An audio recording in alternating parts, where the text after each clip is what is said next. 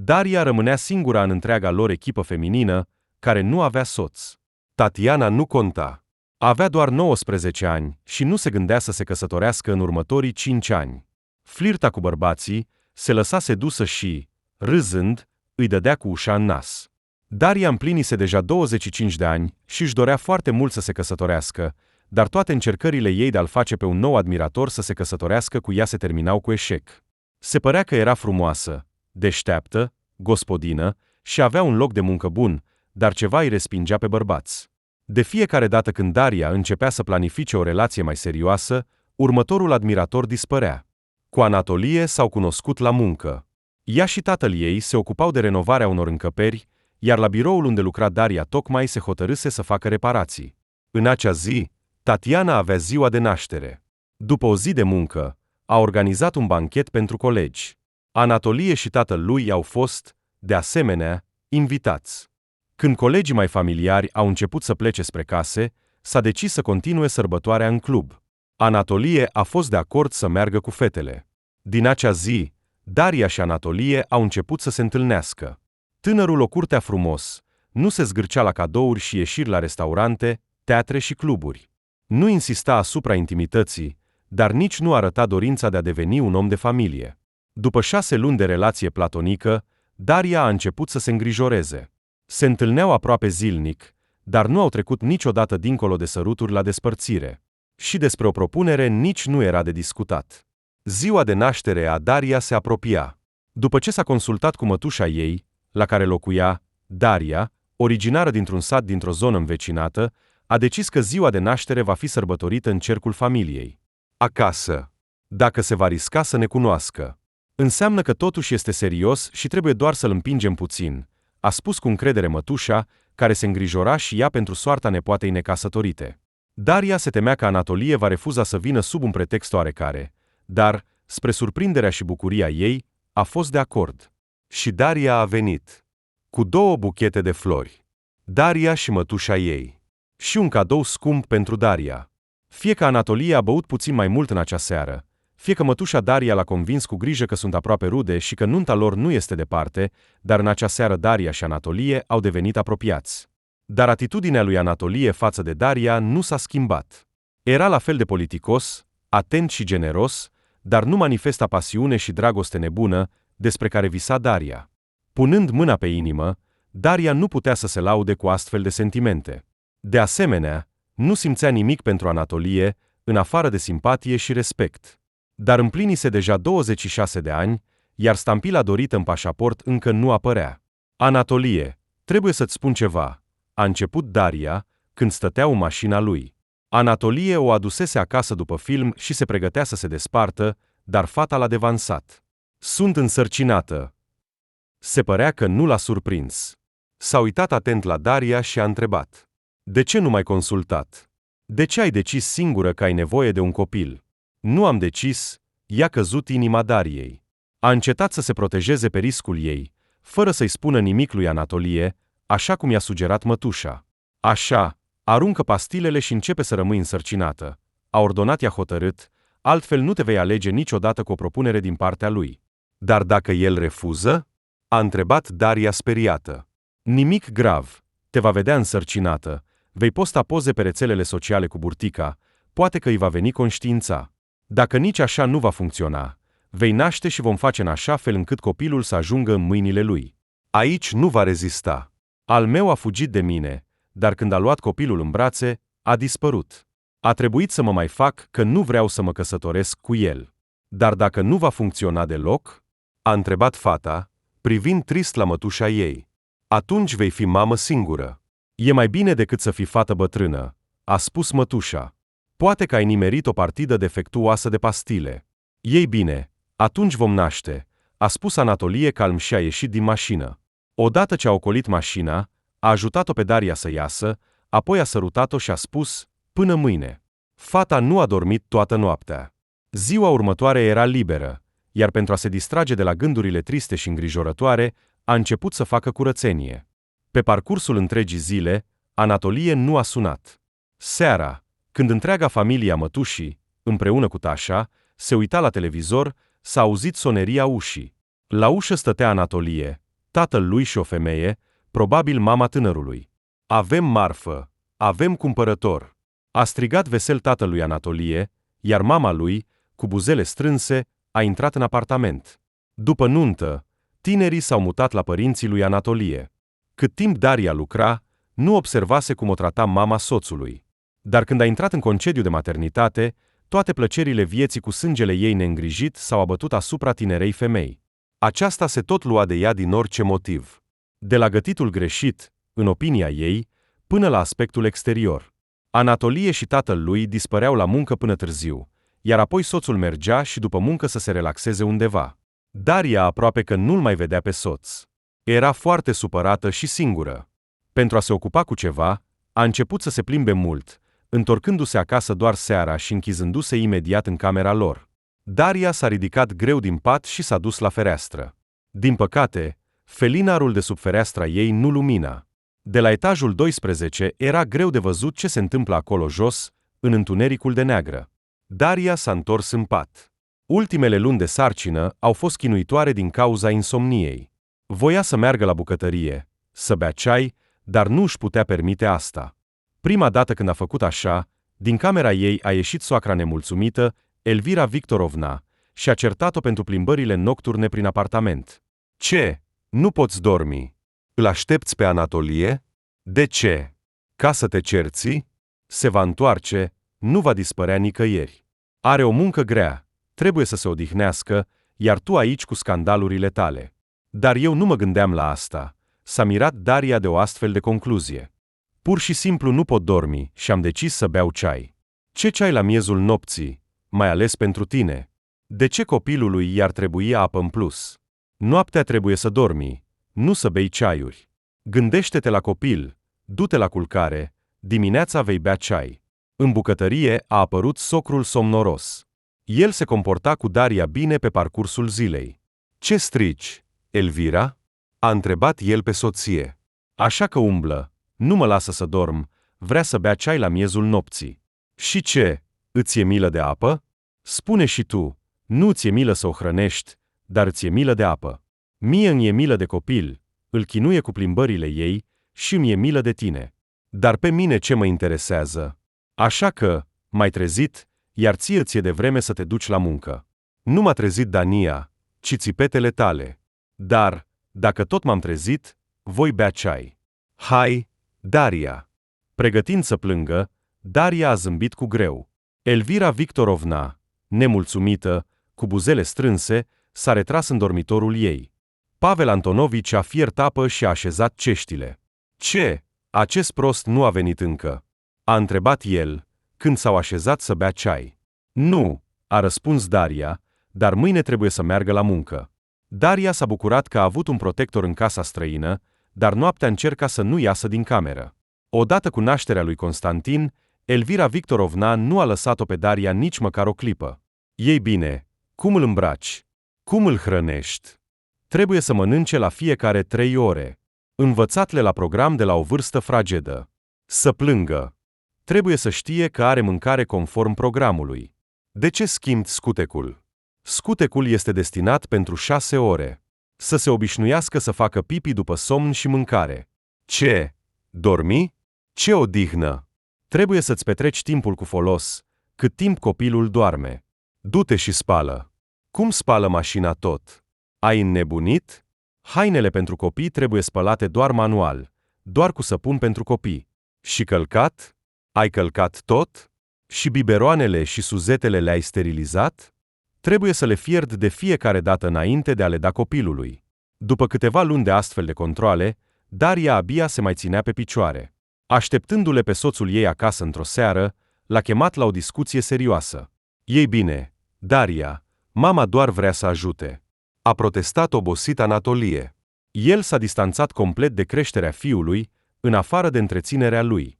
Dacă vrea să ajute, nu să ofere sfaturi. Nici măcar nu pot să mă spăl liniștită, cât timp copilul doarme. Ea mă obligă constant să fac ceva. Sunt obosită, vreau să mă odihnesc. Dar chiar și când Constantin doarme noaptea, nu pot să mă ocup de mine. Vedeți, o deranjez cu mișcările mele prin apartament. Mă simt ca într-o închisoare. Daria, Nu exagera. Nu exagerez. Ori ne mutăm de aici, ori iau eu Constantin și fac totul singură. Dar nu mai vreau să locuiesc cu mama ta. Dacă nu ne mutăm mâine, poi mâine nu voi mai fi aici.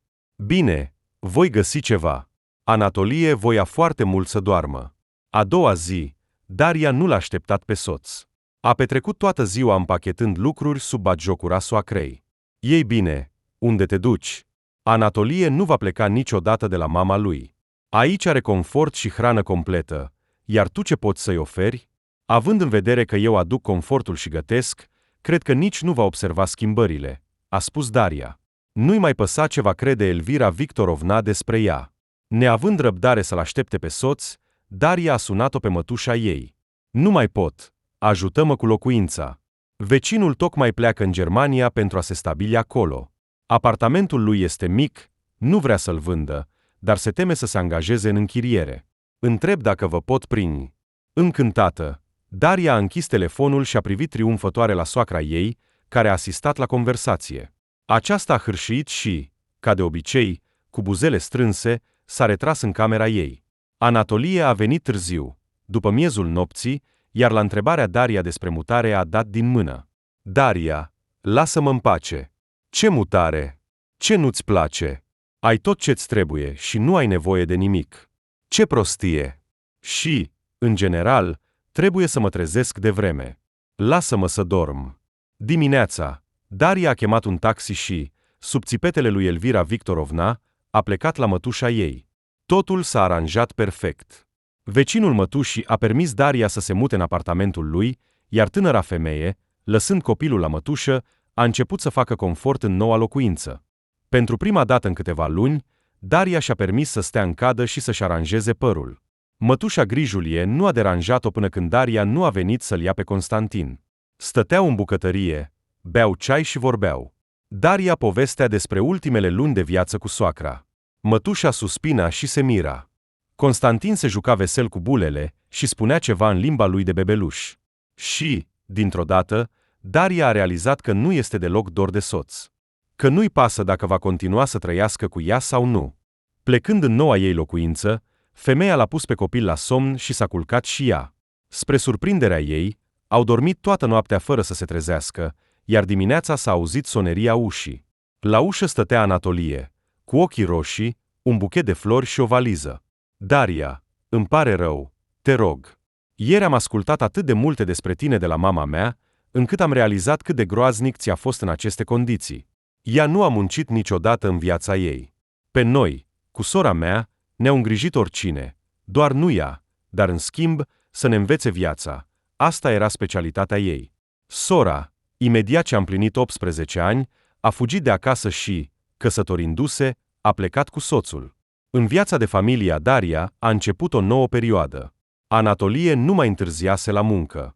A început să o ajute pe Daria cu treburile casnice și să petreacă mai mult timp cu fiul. Chiar și relațiile dintre soți au devenit mai bâlâânde. Daria se îndrăgostea din ce în ce mai mult de soț, iar el îi răspundea la fel. Tânăra familie a început să economisească bani pentru locuința lor. De îndată ce Constantin a fost acceptat la grădiniță, Daria a început să lucreze. I s-a oferit, de asemenea, să ocupe o funcție mai înaltă, dar cu o singură condiție, să obțină o altă diplomă, mai potrivită pentru funcția de conducere. Femeia a fost încântată să accepte. De la soț, o aștepta o altă surpriză. A decis să-i facă cadou o mașină. Daria a mers la cursuri de conducere. Femeia se grăbea acasă. Astăzi avea o cină romantică planificată la restaurant. Daria a trecut toate examenele la școala de șoferi și astăzi a primit permisul. La restaurant, femeia urma să-i prezinte soțului noul document, iar Anatolie urma să-i mâneze cheile de la noua mașină. Mașina era deja parcată în curte și Daria chiar a stat de câteva ori în ea, dar călătoria cu propria mașină era planificată pentru mai târziu. Daria l-a dus pe fiul la mătușă și s-a apucat să se pregătească. Pentru această cină, a cumpărat o rochie nouă, care urma să-l impresioneze pe Anatolie. Voia să-i arate cât de mult îl iubește și îl apreciază. La ora stabilită, Anatolie nu a apărut. Daria a sunat de mai multe ori la numărul lui, dar telefonul era în afara rețelei. A stat toată noaptea în rochia nouă, cu coafura și machiajul făcut. Anatolie nu a apărut. Dimineața, cineva a sunat la ușă. Daria, cu picioarele tremurânde, s-a dus să deschidă. La ușă stătea Pavel Antonovici. Daria, rezistă. Mașina era înregistrată pe numele lui Pavel Antonovici. În primele ore după accidentul teribil, din care a rămas doar un morman de metal îndoit, s-a presupus că în interior se află proprietarul mașinii. Elvira Victorovna, cu telefonul în mână și cu groază în ochi, se uita la soțul ei. Pavel, tocmai mi-au spus că ai avut un accident și ai murit. Unde? Pe Svelaia. Pavel Antonovici a început să se îmbrace. Elvira a alergat după el cu o viteză surprinzătoare pentru ea. Pavel, ce înseamnă asta? Plângea ea pe drum. Pavel, spune ceva. Când au ajuns la locul accidentului, trupul era deja încărcat în mașina specială. Pavel Antonovici a menționat mai departe doar cu zâmbete. Sunteți bine? Ce ordine poate fi, dacă tocmai am pierdut singurul meu fiu? Vreți să vă facem o injecție? Soția dumneavoastră a leșinat. Am dus-o în salon. Spre dimineață, s-a trezit. Trebuie să-i spun Dariei. Poate că ea deja știe. Dacă ar fi știut, ar fi venit. Pavel Antonovici vorbea singur, ridicându-se de pe banca spitalului. A intrat în salonul Elvirei, ea dormea sub influența medicamentelor. Fără să fie oprit de nimeni, a ieșit din spital, a prins un taxi și a spus adresa Daria. Daria plângea fără sunet. Plângând toată ziua și toată noaptea, nu mai avea putere pentru nimic, dar lacrimile curgeau singure pe obraje. Fericirea ei recent dobândită s-a prăbușit ca un castel de cărți. Din când în când, mătușa ei o vizita. O liniștea, o hidrata cu apă și cu un calmant. În cele din urmă, a chemat o asistentă cunoscută, iar aceasta i-a făcut Daria o injecție, după care femeia a adormit. După moartea lui Anatolie a trecut un an. Ca să nu înnebunească, Daria s-a dedicat complet muncii și creșterii fiului. Mătușa o ajută activ. Soacra și socrul au uitat de existența nepotului. Și, dacă comportamentul Elvirei Victorovna nu a surprins-o pe Daria, atunci refuzul lui Pavel Antonovici de a comunica cu singurul nepot a fost jignitor pentru ea. Chiar a încercat să vorbească cu el la telefon, dar de fiecare dată, sângele ei răspundea furios, strigând: "Lasă-ne în pace, nu-ți datorăm nimic." Odată, Daria a încercat chiar să se întâlnească cu Pavel Antonovici personal. A venit la casa lor și a stat pe o bancă în fața intrării, așteptând să iasă, și a așteptat. Dar, de îndată ce bărbatul a văzut-o, și-a strâns buzele, la fel ca soția lui, și a spus rece: "Nu avem de ce să discutăm." După aceasta, Daria a renunțat la toate încercările de a-i aduce nepotul bunicului. Cu timpul, rana femeii s-a vindecat, iar ea a început din nou să aibă nevoie de atenția bărbaților. Constantin mergea deja în clasa a 3-a și era un băiat destul de independent. Mătușa ei continua să o ajute cu plăcere și insista asupra reluării vieții personale în căutarea unui soț. Daria se uita la bărbații din jurul ei, îi evalua și chiar a ieșit la întâlniri de câteva ori. Dar niciunul nu putea să-i facă inima să bată mai repede. Deja disperată, a decis să-și găsească un bărbat pentru sănătate. Oportunitatea s-a ivit repede. La una dintre petreceri, Daria a observat un bărbat înalt, impunător, cu o ușoară șuviță de păr alb și o privire încrezătoare cu ochi gri. Încerca să-l observe cât mai puțin posibil, dar el i-a observat atenția și a ridicat paharul în semn de salut. Daria a zâmbit larg înapoi și s-a întors imediat, să nu creadă că o interesează prea mult. Dar, cu prima melodie lentă, a auzit la ureche: "Dansezi?" Vocea era atât de moale, îmbrățișătoare și promitea plăceri cerești, încât Daria, fără să se gândească, s-a întors și a răspuns afirmativ. Bărbatul s-a prezentat ca Igor, iar în timpul dansului a umplut-o pe Daria cu complimente. Iar când dansul s-a terminat, i-a sărutat mâna și a condus-o la bar. "Sper că ne vom mai întâlni." Vocea lui catifelată nu-i oferea șanse să refuze. "E căsătorit." Gula cu Tatiana a scos-o pe Daria din amorțeală, iar ea s-a uitat la colega ei. "Acesta este noul nostru șef al departamentului juridic," a continuat prietena. "Un tip superb. Păcat că e căsătorit. Mie nu-mi pasă. Nu mă gândesc să-i cresc copii," a spus Daria, încercând să nu arate cât de dezamăgită a fost de această veste. După weekendurile care au urmat petrecerii, Daria a descoperit un buchet mic, dar foarte frumos de flori cu un bilet, cea mai expresivă parteneră de dans. Femeia a zâmbit și a pus buchetul în apă. A doua zi, Situația cu buchetul s-a repetat. Pe parcursul întregii săptămâni, pe biroul Daria apărea dimineața un buchet mic, dar deja fără bilete. În ultimul buchet a fost inserată o mică felicitare în formă de inimă, în care era scris doar un singur cuvânt: prânzăm? De obicei, Daria nu mergea la prânz, limitându-se la mâncarea adusă de acasă, pe care o mânca direct la birou, dar acum curiozitatea a învins. Ce vrea de la ea acest bărbat căsătorit? Să se distreze sau este cu adevărat un sentiment mare și pur, care nu este supus opiniei publice, moralei și obligațiilor? De îndată ce ceasul a arătat ora 12, Daria s-a ridicat de la masă, și-a pus paltonul și, fără grabă, a ieșit din birou. Nu se aștepta ca la cei 35 de ani să-și piardă capul. O singură masă de prânz împreună, și Daria a dispărut. Ochii lui îi mângâiau tot corpul, vocea îi îmbrățișa și o făcea să uite de tot. Niciodată nu m-aș fi gândit că voi pierde din nou capul de dragoste pentru o femeie, îi șoptea Igor cu pasiune la prima lor întâlnire, care a avut loc în aceeași zi după prima lor masă de prânz. În acea zi, Daria s-a întors de la muncă acasă și a stat mult în fața oglinzii, examinându-se de la cap la picioare. La ce te aștepți? Se întreba ea. E căsătorit, are o familie, și chiar dacă simte ceva pentru tine, este temporar. Trezește-te! Folosește-ți mintea! Mintea nu voia să se activeze. Toate gândurile Dariei erau ocupate de Igor. Dacă Constantin ar fi fost acasă, el ar fi distrat-o de aceste gânduri interzise. Dar fiul plecase să doarmă la un prieten, lăsându-și mama singură cu sentimentul ei interzis.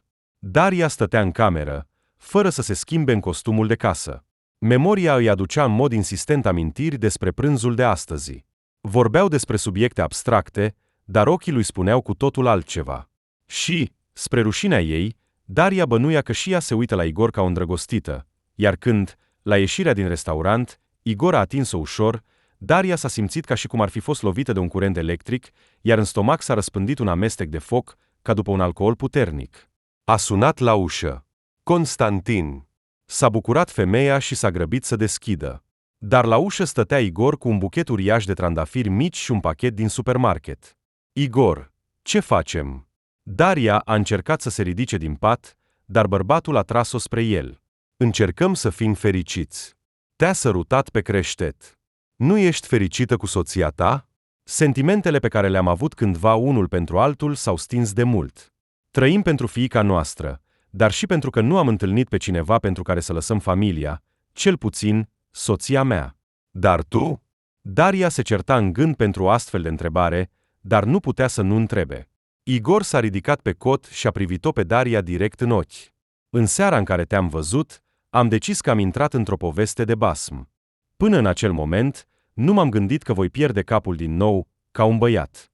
Mi-am pierdut capul, iar toate gândurile mele erau ocupate doar de tine. Toată săptămâna m-am convins să nu visez la tine, dar nu am reușit. Și atunci am decis să te invit la prânz și să văd dacă am vreo șansă. Și ce ai decis? Din privirea lui pătrunzătoare, Daria a început să se bâlbească ușor. Igor a mângâiat-o pe cap, a sărutat-o cu un sărut lung și delicat și, în cele din urmă, a răspuns că pur și simplu trebuie să te găsesc și să te sărut până când vei fi de acord să devii iubita mea. Despre legătura lor nu știa nimeni, în afară de mătușa Daria. La muncă, se comportau unul cu celălalt cu o politețe exagerată. Doar uneori, când se aflau singuri pe scările sau în lift, sau în biroul cuiva dintre ei, furau câteva secunde de tandrețe. Întâlnirile lor erau regulate, deși nu atât de pure pe cât și-ar fi dorit. Igor nu voia să ofenseze sentimentele soției sale cu infidelități evidente. Toate tradițiile familiale le respecta cu strictețe, fie că era vorba de prânzul de duminică, o plimbare cu soția prin magazine, o excursie la țară sau la soacră. Nu trebuie ca fiica să bănuiască ceva. Este o fată impresionabilă, vestea că iubesc o altă femeie o poate afecta grav, și atunci nu te mai descurci. Vreau ca ea să termine liniștită institutul și să-și găsească un loc de muncă decent, iar mai bine să se căsătorească, atunci cu siguranță nu-i va mai păsa de sentimentele tatălui. Daria înțelegea că avea dreptate și că în situația ei era mai bine să suporte și să aștepte, având în vedere că s-a îndrăgostit și s-a legat de un bărbat căsătorit. Totuși, mătușa nu împărtășea poziția ei. Ești în mintea ta? Dacă un bărbat vrea să plece din familie, pleacă. Și nimeni nu poate să-l oprească în asta, nici soția, nici copiii, indiferent de vârsta pe care o au. El a indicat deja că, În următorii câțiva ani, statutul tău de amantă nu se va schimba. Apoi, dacă va fi încă atras de tine, va inventa ceva. De la o boală mortală a soției până la ajutorul nepoților. Lasă-l, până nu e prea târziu. Găsește-ți un bărbat liber. Legătura lor dura deja de 4 ani. În acest an, fiica lui Igor termina institutul și Daria spera că în curând el îi va aparține doar ei. Igor visa și el la asta. A mai rămas foarte puțin. Foarte puțin de suportat și totul va fi bine. Și vom fi fericiți. Din cauza examenelor de absolvire și a apărării diplomei, Igor a început să vină mai rar la Daria. Înțelege, iubita, acum are nevoie de sprijin mai mult ca niciodată, trebuie să fiu alături de ea. Daria înțelegea, iar din ce în ce mai des, seara, stătea singură și se întrista. Fiul dispărea cu prietenii în secțiile sportive și în studiul de teatru de la școală, întorcându-se acasă doar pentru a dormi. Și când reușea să facă totul, s-a gândit Daria, privind la fiul ei care dormea. Micuța lor garsonieră nu le oferea posibilitatea de a avea spații personale pentru mamă și fiu. Femeia a început să se gândească la achiziționarea unei apartamente mai spațioase. Ar fi făcut-o de mult. Dacă nu ar fi fost Igor, își dorea ca ei să aleagă împreună cuibul lor familial și să-l amenajeze împreună. Rabdă, băiete, în curând vei avea camera ta și vei putea nu doar să dormi la prieteni, ci și să inviți la tine. Încă puțin. Salut! În birou a intrat Tatiana. Ce faci în weekend? Daria s-a uitat la ceas. Astăzi nu era ziua lor. Igor lua prânzul cu fiica lui. Nu știu încă. Daria a ridicat din numeri și a pus apa la fiert pentru a-și face cafea și a mâncat ceva. Igor nu-i spusese încă dacă va putea să vină la ea în weekend. O clipă, femeia a avut gândul că, în ultimii câțiva ani, întreaga ei viață s-a adaptat întâlnirii cu iubitul. Ce zici? Hai la clubul beșnic. Tatiana a sărit din nou în sertarul Dariei și, scoțând o altă cană, s-a întins după o cutie de cafea. Tatiana, ce faci? Câți ani avem? S-a mirat Daria. 150. Daria, ce legătură are asta cu vârsta? Nu suntem chiar atât de bătrâne și neputincioase. Hai într-un loc decent, fără copii. Tatiana a luat fără permisiune un sandwich din containerul Daria și a mușcat cu poftă. Scuză-mă pentru îndrăzneală, am dormit prea mult astăzi. Nu am reușit să-mi pregătesc nimic, iar banii pentru o cafenea mi se par prea mulți, mai ales că ne pregătim pentru club. Deci, ce zici? Mergem? Bine, dar mai întâi mă voi consulta cu ai mei, să văd dacă au planuri pentru weekendul meu, a zâmbit Daria. Consultă-te, a zâmbit și Tatiana. Natura ei veselă și optimistă îi încărca pe cei din jur. După câțiva ani de căsătorie, Tatiana a divorțat, explicând că nu-i place să se ocupe de bărbați. După ce s-a eliberat de căsătorie, a început din nou să zburde și să flirteze cu bărbații din jur. Dar de fiecare dată când un nou pretendent menționa căsătoria, Tatiana îi dădea un refuz hotărât.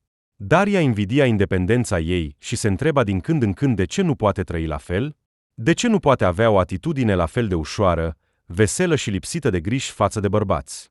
Ai auzit? După o mică tăcere, generată de mâncatul sandvișului, Tatiana a început din nou. Șeful nostru de la departamentul juridic a început o relație cu secretara lui. Daria a rămas fără cuvinte. Cu ochii mari, s-a uitat la prietena ei. Interpretând asta în felul ei, Tatiana a continuat. Îți dai seama, fata nu a reușit să se așeze bine în viață și a reușit să-l atragă pe frumosul nostru șef. Se spune că a și depus cererea de divorț. Dar el are o fiică, a murmurat Daria. Tocmai. Când au ținut vreodată copiii bărbaților, mai ales că fiica lui este deja mare, termină facultatea, îi pasă puțin de tată.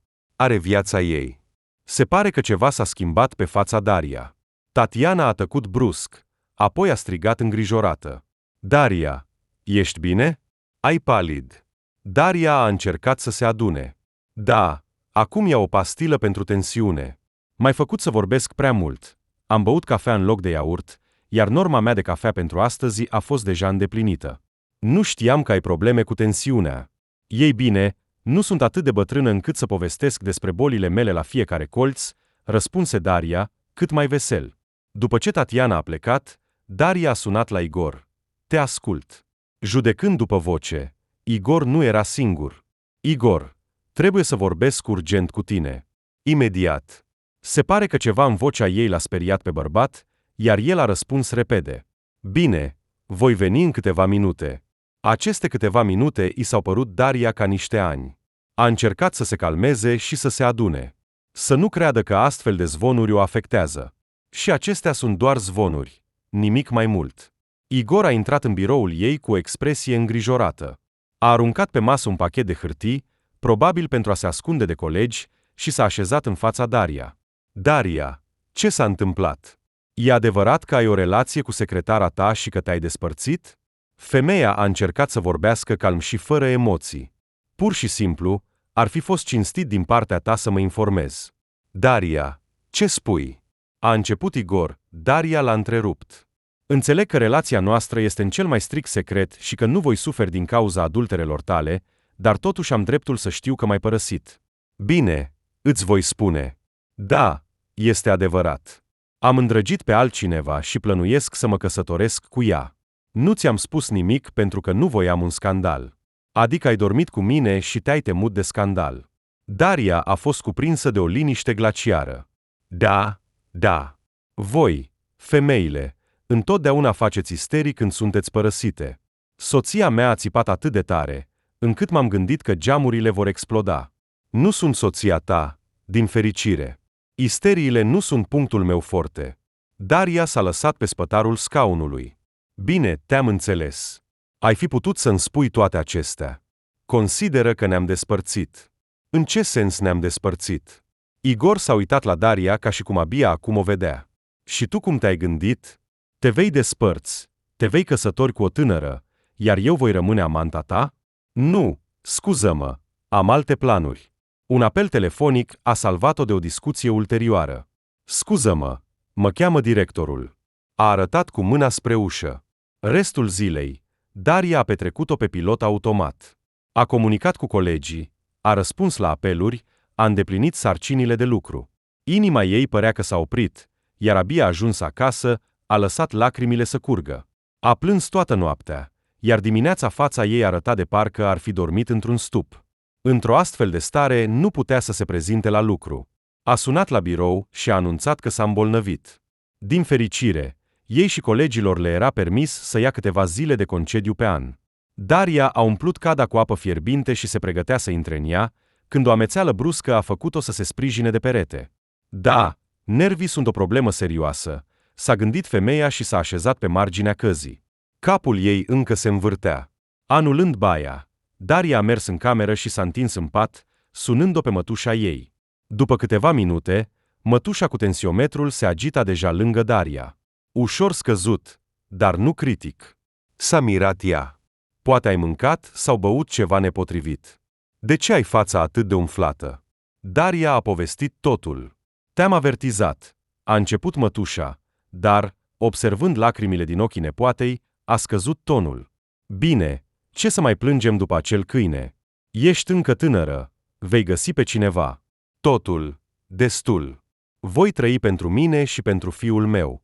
Niciun alt bărbat. A strigat Daria și a început din nou să plângă. A doua zi, Daria s-a simțit mai rău, iar mătușa îngrijorată a chemat medicul. Ți-aș recomanda să faci niște analize, a spus doctorul, completând fișa. Fără analize, e greu de spus ce s-a întâmplat cu tine. Poate fi o simplă oboseală, dar și simptome ale unei boli mai grave. Ei bine, draga mea, a spus doctorița cu un ton matern și a zâmbit Daria. Ești aproape bine, analizele nu au arătat nimic serios. Și ce a arătat că nu e serios? A întrebat Daria îngrijorată. Ei bine, nu e chiar atât de neserios. E serios, dar nu în ceea ce privește sănătatea ta.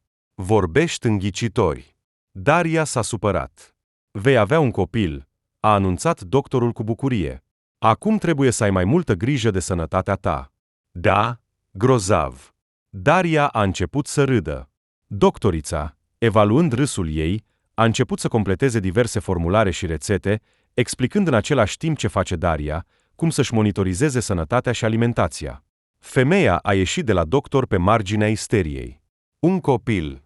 Eu, o femeie tânără, părăsită, cu condiții de locuit limitate.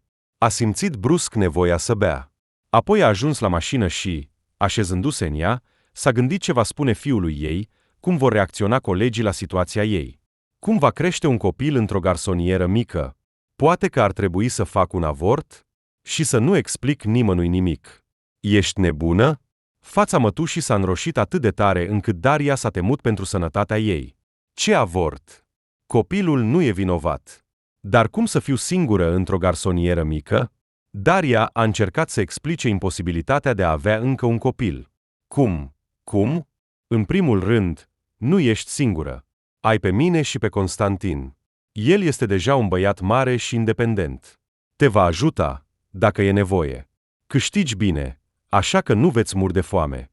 Dar apartamentul? Vrei să iei un credit ipotecar. Iată, e momentul perfect. Până la naștere, vei reuși să faci reparații. Daria s-a uitat atent la mătușa ei. Ce noroc a avut cu ea! Și într-adevăr, avea dreptate. Copilul nu e vinovat că mama nu este responsabilă. Are dreptul la viață. Și dacă mama își va reconsidera atitudinea față de bărbați, totul va fi minunat. Ei trei se vor descurca bine. Ai dreptate, i-a răspuns ea mătușii. Mâine voi merge la bancă, voi verifica cât am economisit și voi începe căutarea unui apartament potrivit. La bancă s-a dovedit că avea o sumă decentă. De când ea și Anatolie au decis să economisească pentru o locuință, Daria, din obișnuință, a alimentat contul în fiecare lună. După moartea soțului, a uitat de apartamentul nou, dar a continuat să contribuie la cont. Datorită acestui lucru, acum avea mai mult decât suficient pentru avans. Daria a început căutările pentru apartament. După ce a revenit de la spital, Daria s-a întors la muncă complet transformată. Acum, în fața colegilor și subordonaților, nu stătea doar un specialist bun și un șef strict, ci și o femeie frumoasă, îngrijită, stilată, care strălucea cu un zâmbet destul de rar până acum. S-a îndrăgostit, șopteau colegii pe la spate. În sfârșit a apărut un bărbat. Discutau subordonații. Nu te mai recunoaștem. În biroul Daria a intrat Tatiana. Spune-mi, pe cine ai întâlnit? Mai bine, a zâmbit Daria. Aștept un copil. Serios? Uimită de această veste, Tatiana s-a așezat pe masă. De la cine? Nu contează, el nu mai este. Aici, vocea Tatianei a trecut la un șoptit puternic. Să nu spui așa. A fluturat Daria cu mâinile. Și a povestit o poveste pregătită pentru o astfel de ocazie. Acum câteva luni, am cunoscut un străin. Am avut o relație scurtă, dar foarte frumoasă și fericită. Și acum câteva zile am aflat că din această relație minunată va veni un copil. Sunt foarte fericită că ultima mea iubire a dat roade, care îmi vor aminti de acea perioadă fericită. Deci nu i-ai spus? Tatiana a deschis ochii mari. Nu sunt sigură că este un om decent și, poate, ar veni imediat la mine pentru a forma o familie. Dar problema este că nu vreau să mă căsătoresc. Nu vreau rutina și viața de zi cu zi, deoarece nu sunt sigură că viața noastră împreună va fi la fel de fericită și fără griji ca relația noastră. Ești genială! Vocea Tatianei a trecut la șoptit. De ce nu m-am gândit la asta mai devreme? Să naști un copil din cea mai frumoasă relație și să trăiești pentru tine și pentru el. Și nu este deloc necesar să te căsătorești pentru asta. Daria a privit serios prietena. Desigur, sunt o nebună. Tatiana a ieșit din birou. Seara, acasă, Daria răsfoia anunțurile de vânzare a apartamentelor. Constantin, pentru prima dată în multe luni, era acasă și o ajuta pe mamă cu alegerea. Când Daria i-a spus că va avea un frate sau o soră, fiul ei s-a bucurat de reacția lui. Groza, căci suntem complet singuri, în afară de bunică și mătușa ta. M-am îngrijorat că, în câțiva ani, voi fi nevoit să plec de lângă tine pentru a trăi singur, iar tu vei rămâne singură, dar acum vei avea încă un copil. Daria l-a mângâiat pe fiul ei pe cap. Mulțumesc, dragul meu. La ușă s-a sunat. Cine ar putea fi atât de târziu? S-a mirat Daria și, aruncând o privire prin fereastră, a mers să deschidă. Pe prag stătea Pavel Antonovici. Bună, Daria. Pot intra? Da, desigur, intră. Bărbatul și-a dat jos încălțămintea și a intrat în cameră, așezându-se pe marginea scaunului și privind în jos, nervos, jucându-se cu pălăria. Daria și Constantin s-au așezat în fața lui, așteptând să spună ceva. Daria, te rog, iartă-mă pentru toți acești ani. Și tu, Constantin, iartă-mă. Pavel Antonovici a tăcut din nou.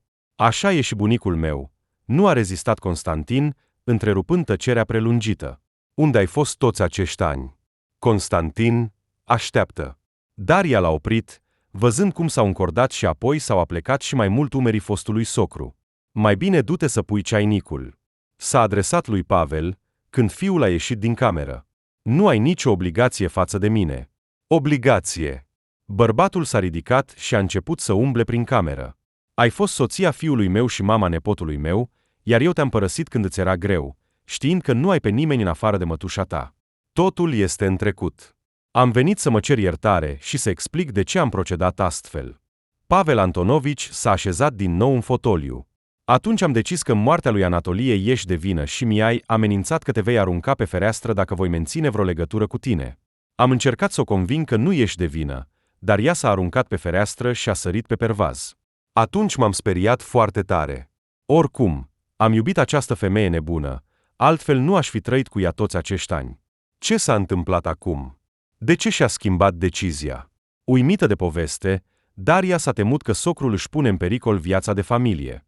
Elvira a murit. Nu mai am pe nimeni care să-mi interzică să te văd, dacă, desigur, îmi permiți. Condoleanțe. În acel moment, Constantin a intrat din bucătărie. Hai să bem ceai. Daria, am observat că ai deschis pe computer o pagină cu anunțuri de vânzare a apartamentelor. Este ceea ce cred? Da, căutăm o nouă locuință. În ipotecă? Păi, unde altundeva. Am decis să-mi vând apartamentul. Nu pot să stau în el fără Elvira. Acum locuiesc la niște cunoscuți. Când îl voi vinde, voi cumpăra un apartament cu o cameră și aș dori să-ți dau diferența. Ce vorbești? Nu te opune. Nu am nevoie de acești bani. Și îți datorez ceva pentru acești ani. Nu ne datorez nimic. Datoriez. Convingerile mele morale nu-mi permit să procedez altfel. Dacă înainte nu am avut ocazia să te ajut, acum am. Așa că nu te opune. Arăți bine. O voce cunoscută a făcut-o pe Daria să se încordeze. Rapid, și-a luat gândul înapoi și, zâmbind calm, a spus mulțumesc. Igor, ignorând faptul că prietena lui s-a prins de braț și a încercat să plece, o privea pe Daria cu ochii mari, căutând în ea ceva care să indice sentimentele ei rămase pentru el. Dar privirea femeii era liniștită, iar postura ei relaxată. Ești singură? A ignorat faptul că prietena lui a luat-o de braț și a încercat să plece. Poate te alături nouă? Igor. Fata părea vizibil indignată. De fapt, voiam să luăm prânzul împreună. Nu, mulțumesc, nu sunt singură. Continuând să zâmbească calm, a răspuns Daria. În acel moment, Tatiana a intrat în restaurant și, văzându-și prietena, i-a făcut cu mâna. Ce ai spus frumosului nostru avocat, de nu-și poate lua ochii de la tine? Daria s-a așezat la o masă astfel încât să întoarcă spatele fostului iubit. Tatiana s-a așezat în fața ei și a văzut cum Igor o privește pe Daria. A întrebat dacă secretara lui a făcut contractul cu muncitorii care vor repara acoperișul. O mulțime de greșeli gramaticale. Se pare că ea, dacă el mă privește așa. Nimic, să verifice data viitoare. Femeile au râs. Daria, mângâind burtica, mergea prin noul ei apartament. Totul a ieșit perfect. Apartamentul a fost găsit în clădirea vecină cu cea a mătușii.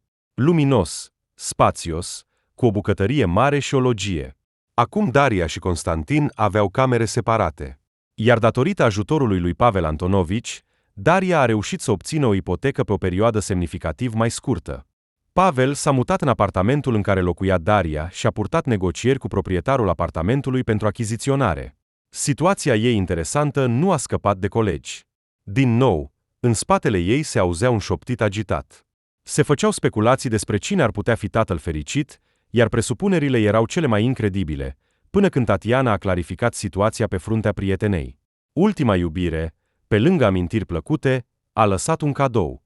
La întrebarea rezonabilă de ce ultima iubire nu locuiește cu șefa, a fost dat un răspuns. De ce? Cu timpul, sentimentele se vor stinge, iar viața de zi cu zi va rămâne. Iar Daria nu mai este la vârsta la care să-și întunece viața cu rutina. Va avea un copil care va aminti de perioada fericită din viață și nu va avea un bărbat obosit și care cere atenție lângă ea.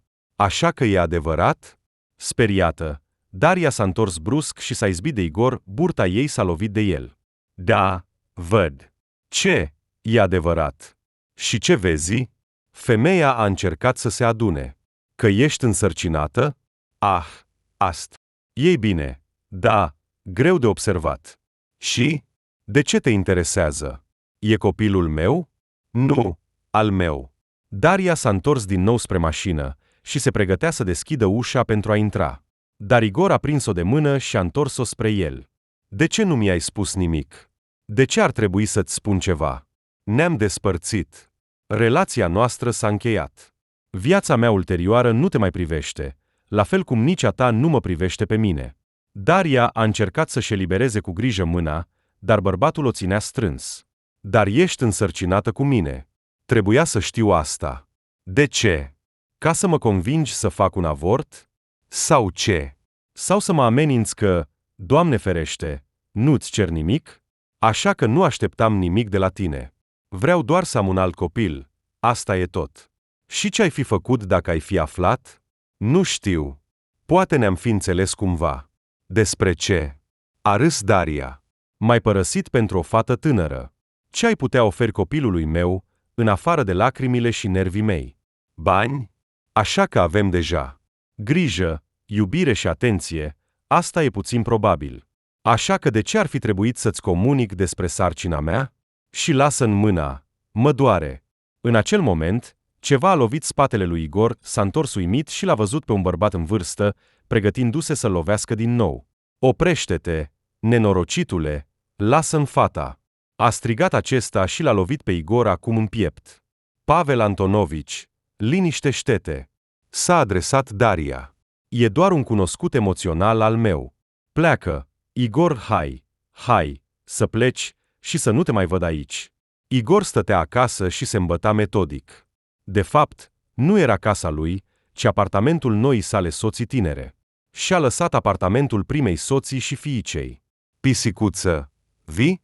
Pisica ta deja este dor, i-a spus soția tânără cu o voce dulce, dar foarte iritantă.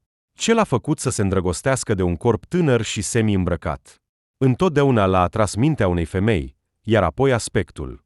Ce s-a întâmplat atunci când, ca un vițel ascultător, a sărit în patul acestei fetițe? El a iubit-o pe Daria, și ea l-a iubit, a văzut asta.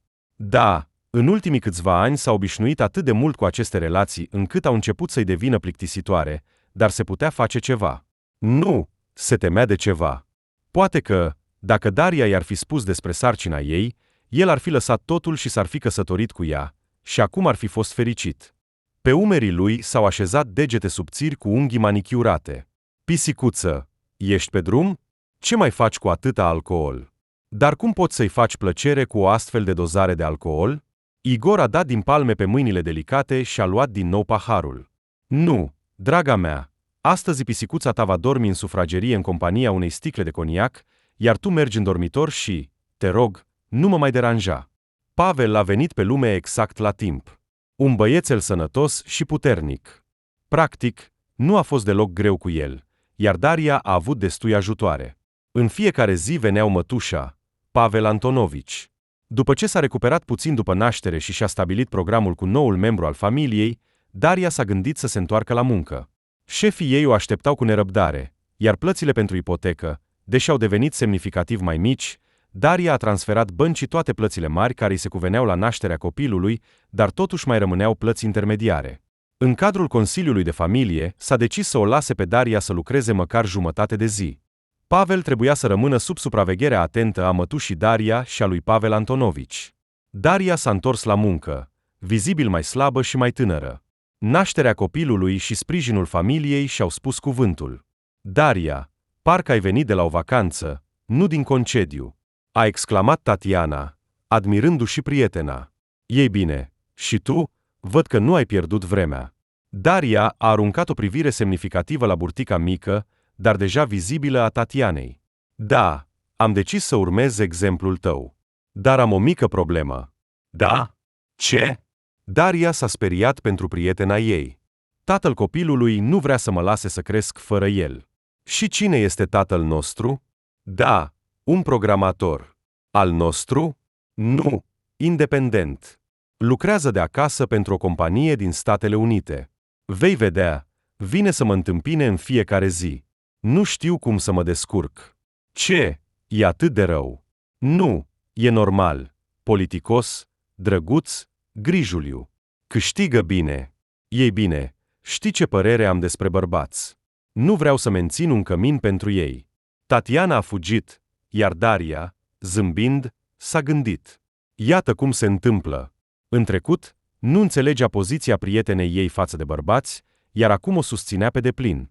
Zilele au trecut. Daria nu mai lucra doar jumătate de zi, ci întreaga zi. Asta a insistat bona ei. Ce rost are să te plimbi încolo și încoace? Nici la muncă nu vei face nimic, iar acasă totul va fi în dezordine. Nu, ieși la o zi întreagă, nu te mai îngrijora de nimic. Noi, Pavel Antonovici și cu mine, ne vom descurca cumva. Și Constantin este întotdeauna la dispoziție. Așa că am decis. După muncă, Daria se oprea la magazin, cumpăra produse și se grăbea acasă. Acolo, după ce făcea duș și se schimba, o lăsa pe mătușă să plece acasă și se ocupa de treburile casnice pe care nu reușea să le facă mătușa ei.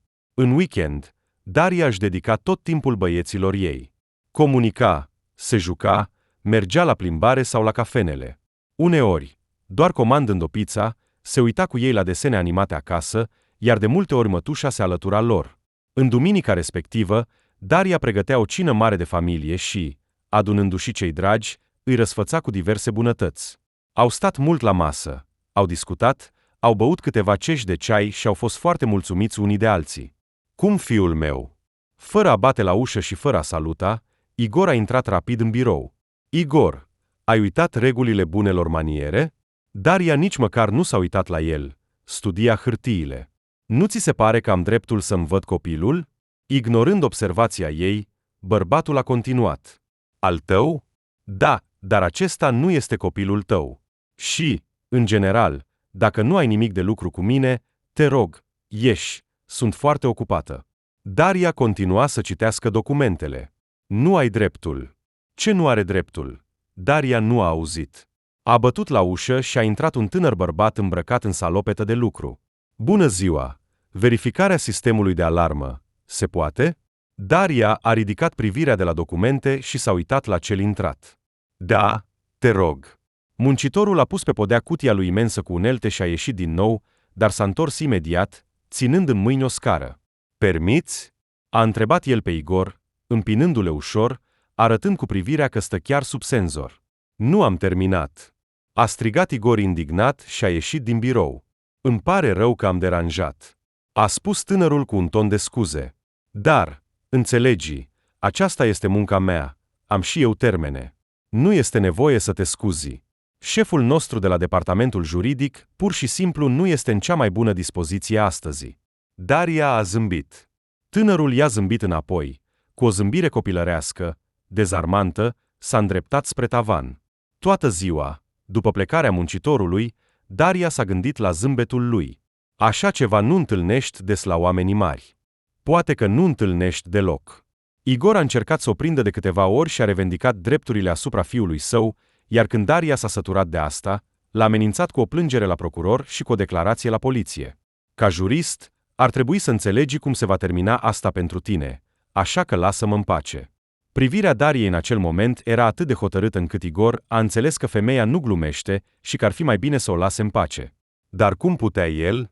În fiecare zi o vedea cum merge pe coridor, atrăgând privirile angajaților bărbați. De câteva ori a auzit între ei discuții că fiecare dintre ei nu ar fi împotriva să o curteze pe Daria. Și unii chiar au încercat, dar ea a dat clar de înțeles că nu plănuiește să înceapă o relație. Cei care doreau nu aveau altceva de făcut decât să suspine. Igor se mușca de nervi că, cândva, a schimbat-o pe Daria pe o tânără proastă. Cum o irita acum? Stilul ei de a se îmbrăca îi se părea acum nu sexy, ci vulgar. Vorbăria ei nu era drăguță și ușoară, ci stupidă și enervantă. Pisica ei îl scotea din minți pe Igor atât de tare încât abia se putea stăpâni să nu o lovească pe fată. A început să se gândească la divorț, dar unde să meargă? Soția lui întâlnise de mult pe altcineva și, după cum spune, este fericită cu el. Daria nu vrea să aibă nimic de a face cu el, iar chiar și copilul pe care l-a născut de la el nu contribuie la iertarea ei. În birou a intrat procurorul. Am decis să modernizăm toate sistemele noastre de alarmă, așa că va trebui să suporti niște neplăceri pentru o vreme. Ce neplăceri? S-a încruntat Daria. Nu-i plăcea când ceva sau cineva o distrăgea la muncă. Prezența unei alte persoane, un specialist în senzori. Daria voia deja să se încrunte teatral și să exprime speranța că nu va dura mult. Dar atunci a bătut la ușa biroului și a intrat recentul muncitor zâmbitor. Bună ziua! Zâmbetul lui a făcut-o să uite de intențiile ei de a se încrunta. Iată-le pe el, Daria. Întâlnește-le, Kiril Valerievici, vecinul tău temporar. Poți să-i spui doar Kiril. Bărbatul a zâmbit din nou.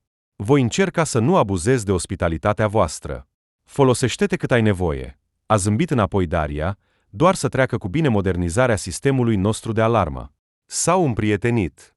Kiril s-a dovedit a fi un interlocutor interesant și neintruziv.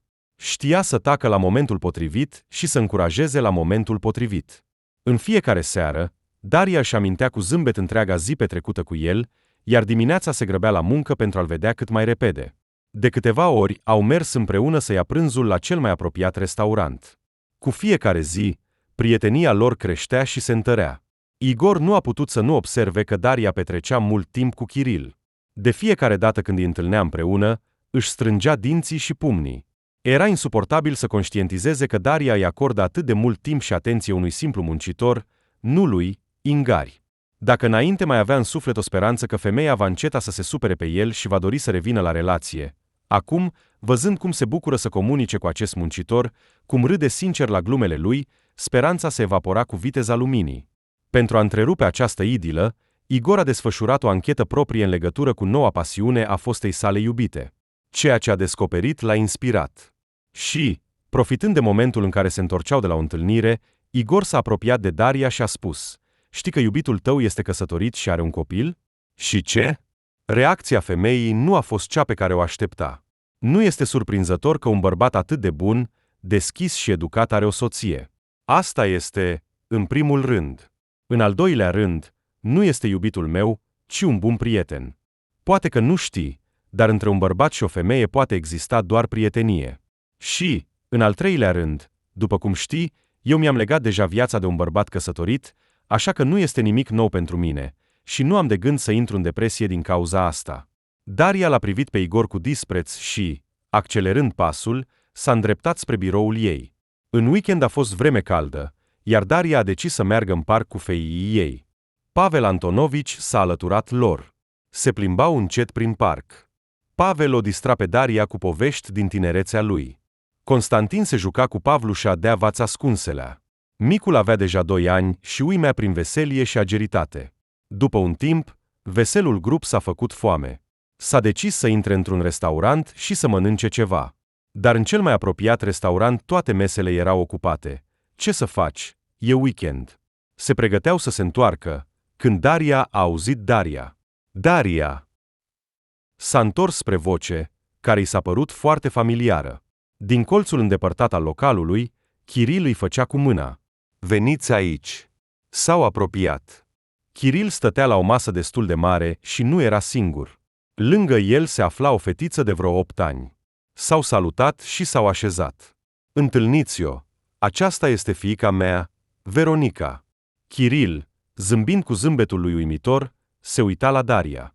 Ea se uita și la el cu ochii mari, fiind bucuroasă să-l vadă. Timpul petrecut împreună a continuat. „Unde este soția dumneavoastră?” a întrebat cu prudență Pavel Antonovici. A observat imediat cum Daria și Kiril se priveau unul pe altul. Dar Daria nu a vorbit niciodată despre o astfel de relație cu acest bărbat.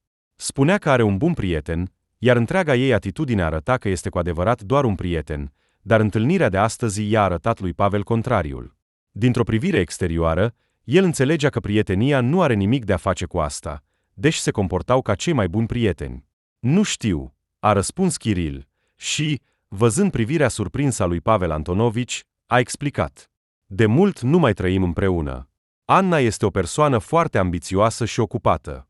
Îi place munca ei de designer și se străduiește mereu să se perfecționeze. Cursuri, expoziții, dezvoltarea de noi proiecte. După 2 ani de căsătorie, ne-am dat seama că nu ne potrivim deloc. Ea nu-și imaginează viața fără mișcare, muncă, impresii noi, spre deosebire de mine. Eu sunt o persoană mai calmă, de acasă. Anna este o mamă bună, dar familia o încetinește. Acum lucrează pentru o companie străină foarte cool și se străduiește să se dedice complet. Conducerea companiei nu acceptă femei divorțate sau singure în rândurile sale. Așa că am decis să nu ne divorțăm. Deocamdată. Încerc să-mi iau fiica la mine, pentru ca Anna să aibă timp liber pentru munca ei. Admirabil. A fost tot ce a putut răspunde Pavel Antonovici, observând cum ochii Dariei s-au aprins de speranță. Daria se pregătea să meargă acasă. Astăzi Kiril a terminat munca și, poate, nu se vor mai vedea. Spera că el va marca cumva relațiile lor viitoare, dar bărbatul tăcea. Ei bine, a decis Daria, se pare că prietenia noastră a ajuns la sfârșitul așteptat. Desigur, îi plăcea foarte mult Kiril ca bărbat, dar nu lua în considerare o astfel de relație cu el ca o poveste de dragoste. Era suficient pentru ea să comunice. A decis că mai bine o prietenie bună decât o poveste de dragoste dureroasă cu un final inevitabil, de care nu se îndoia, chiar nu mai credea în fericirea ei feminină. Lecțiile prea dure i-a dat destinul în relațiile amoroase. Au ajuns împreună la ușa biroului ei și, în loc de așteptata politețe feminină din partea lui Kiril, care să-i deschidă ușa, el a îmbrățișat-o brusc și a strâns-o la piept. Ea nu s-a opus, ci doar l-a privit cu o rugăminte în ochi. Daria, nu vreau să te pierd. Fața lui era atât de aproape încât simțea respirația lui emoționată. Vreau să știi că nu îmi ești indiferentă. Kir, m-am obișnuit și eu cu tine și nu aș vrea să încetăm să comunicăm. Ai numărul meu de telefon. Putem ieși la plimbare în weekend cu copiii. Nu despre asta vorbesc. Îmi placi ca femeie. Vreau să fiu cu tine. Kiril, Daria a încercat să se elibereze cu grijă, în primul rând pentru a nu-i arăta că tremură. Suntem puțin diferiți. Sunt mai mare decât tine. Am 2 copii și o soartă nu foarte simplă. De ce ai nevoie de asta? Îmi pasă foarte mult de tine și vreau ca prietenia noastră să continue. Prietenie, dar nu mai mult. De ce? Cu timpul, dacă vom deveni amanți, vei înțelege că nu mă potrivesc ca femeie. Sunt sigur că te vei comporta ca un bărbat și vei încerca să nu mă întristez, dar va fi totuși dureros pentru mine. Și nu vreau să repet din nou relațiile mele anterioare. Hai, dacă pentru tine este acceptabil, să rămânem prieteni. Kiril o privea în ochi, iar în ei ea citea regretul, disperarea și rezistența lui. Dar cu voce tare a spus bine, hai să rămânem prieteni. Daria se uita cu tristețe la locul unde se afla biroul lui Kiril. De la ultima lor întâlnire, el nu a sunat. În ușă a apărut Tatiana. Burtica ei devenise deja destul de mare. Daria, te deranjez? Nu, intră. Tatiana a intrat puțin, a umblat prin birou și s-a așezat în fața Dariei, bătând nervos cu degetele pe masă. Ceva s-a întâmplat. Daria, îngrijorată, s-a uitat la prietenă. Știi, am fost la ecografie. Și? Tatiana, nu mă mai ține în suspans. Băiat. Excelent. Consideră că deja are un devotat. Voi aduna totul, iar Pavlik a crescut. Mulțumesc, dar nu despre asta este vorba. Vezi tu, m-am gândit, băiatului îi trebuie un tată. Tatiana, băiatului îi trebuie un exemplu bun, iar de la cine va proveni? Nu pot spune că sunt un astfel de exemplu, dar am încercat întotdeauna ca Constantin să mă vadă ca pe o persoană bună. Exact, tu, Daria, în acest sens ești un exemplu bun, iar eu sunt capricioasă și instabilă. Poate că nașterea unui copil te va schimba, dar dacă nu... Tatiana a început din nou să bată nervos cu degetele pe masă. Daria s-a uitat atent la prietenă. O îngrijora evident nu doar asta. Ceva nu spunea. Dar ce? Dintr-o dată, Daria a realizat. Tatiana încearcă să se justifice în vreun fel. Dar în ce? Tatiana, spune-mi, a ordonat ea prietenei. Aceasta, privindu-se speriat la ea și suspinând, a spus. Înțelegi, Boris s-a dovedit a fi foarte insistent. Nu-mi dă pace. Se întâlnește cu mine în fiecare zi, mă duce acasă, cumpără produse și știe tot despre evoluția sarcinii mele. Așa, și? Nu pot înțelege. Te sperie asta sau? Îmi place. Atunci care este problema? Nu vreau să fiu o gospodină care își servește soțul. Cine ți-a spus că vei fi așa? Judecând după toate acestea, toate aceste obligații vor fi preluate de Boris. Dar dacă nu, dacă el acum este atât de grijuliu, iar mai târziu mă va lega de aragaz și de fier? Ei bine, te vei despărți de el? Dar merită să încerci. Poate că îți va plăcea? Poate că veți forma o familie minunată? Nu toți bărbații văd în femeie un personal de servire. Există și astfel de bărbați care își asumă responsabilitatea pentru familie. Poate ar trebui să încerci cu Boris? Poți chiar să locuiești împreună fără a te căsători. Nu ești o căpcăună. Deci, crezi că merită să încerc? Tatiana încerca să facă pe cineva care se îndoiește, dar în ochii ei se vedea că sfatul Dariei o bucura și o liniștea. Desigur. Seara a sunat telefonul. Daria, Boris m-a invitat la o întâlnire. Excelent. Mergi neapărat. Da, dar am decis să-l mai chinui puțin și am spus că nu vreau să mă întâlnesc cu el singură. Atunci el a propus să vin cu o prietenă, iar el, la rândul lui, va aduce un prieten. Daria, hai, nu? Adică vrei să merg cu tine la o întâlnire și să fac companie unui bărbat necunoscut? Ei bine, Daria, te rog. Nu pot pur și simplu să mă predau. Dacă merg singură, el mă va cuceri cu siguranță și nu mă voi putea stăpâni. Și tot planul meu va fi dat peste cap. Tatiana, ce plan? Unul care spune că sunt gata să fiu cu el, dar doar din cauza copilului, ca să nu se relaxeze. Ei bine, ești ceva. Mulțumesc. Daria. Mâine la 7 seara venim să te luăm. Tatiana s-a deconectat repede. Daria a zâmbit, a dat din cap. Ce să zici? De ce să nu ajutăm prietena? Mai ales că nu a mai fost de mult timp nicăieri. Daria, a ieșit foarte bine? Tatiana, fericită, sărea din când în când pe scaunul mașinii. M-am mirat și eu când l-am văzut pe Kiril. Se pare că el și Boris sunt prieteni. De ce nu mi-ai spus nimic despre asta? S-a întors spre bărbatul simpatic de lângă ea, care o privea cu admirație.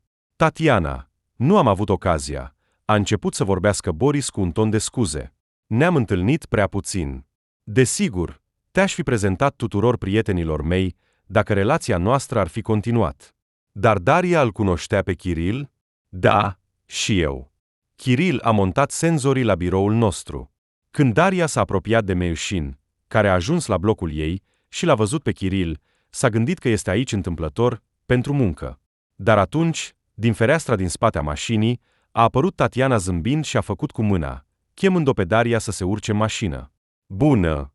A zâmbit Kiril cu acel zâmbet fermecător care a cucerit-o imediat pe Daria. Așadar, seara promite să fie și mai plăcută decât era planificată. Bună seara! A reușit să spună Daria. Cuvintele i s-au blocat în gât. Era extrem de fericită să-l vadă pe Kiril și, în același timp, îngrijorată de cum se va comporta el. Toată seara, Kiril nu și-a luat ochii de la ea, ceea ce nu a scăpat de atenția Tatianei și Boris. Când femeile au mers la toaletă să se retușeze, Tatiana a început cu întrebările. Daria, ce înseamnă asta? Kiril te privește ca pe o băiată îndrăgostită. Și tu nu arăți doar ca o interlocutoare plăcută. A fost ceva între voi? Nu, Daria a răspuns atât de brusc încât Tatiana a fost și mai dornică să afle totul. Serios? Nu ați realizat încă că sunteți unul pentru celălalt? Sau ați realizat, dar vă este rușine? Sau poate ați încercat să spuneți asta, dar cineva v-a împiedicat? Tatiana, el este căsătorit. A întrerupt brutal fluxul de întrebări. Da? Nu am observat inelul. Și nu este obligatoriu. Eu doar știu. Și mai este o fiică. Adevărat. A spus că nu mai trăiesc împreună cu soția, iar divorțul este doar pentru că ar afecta cariera ei. Totul este posibil, s-a gândit Tatiana. Dar chiar dacă este așa, ai dreptate. Un bărbat căsătorit este un bărbat căsătorit. Indiferent de cum se justifică el. Atunci fii mai atentă cu el. Mulțumesc, Tatiana, pentru înțelegere. În acel moment, la masa lor se desfășura o discuție similară. Kiril, văd că ai o slăbiciune pentru Daria. Boris l-a privit atent pe prietenul său. Am înțeles că vă cunoașteți?